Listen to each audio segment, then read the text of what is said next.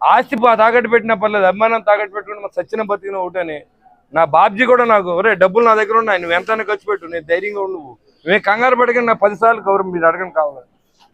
ఒరే నా ఆస్తి అమ్మేక నీ ఆస్తి దగ్గరికి వస్తాను, నీతోనే పెట్టిస్తానని చెప్పాను నేను.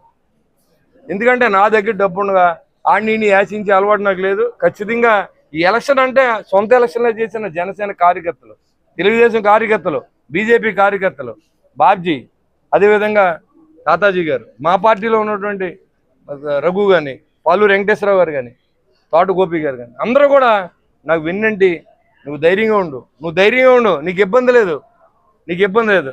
రవి కానీ, కెల్పతి వెంకటరావు గారు కానీ, బావి కానీ, లేదా ప్రసాద్ కానీ, కాశీ గారు కానీ, రాంపండు కానీ ముఖ్యమైన పాత్ర పోషించారు. ఎవరికి ఇబ్బంది లేకుండా అన్నయ్య గారు మీకు ఎందుకు మీరు వచ్చేయండి సర్దేస్తానని కూడా రవి, అదే కెల్పతి వెంకటరావు కానీ, అసలు బాబీ కానీ ఎవరో అవసరమైతే తగ్గెళ్దాం మన అన్నయ్య మాకు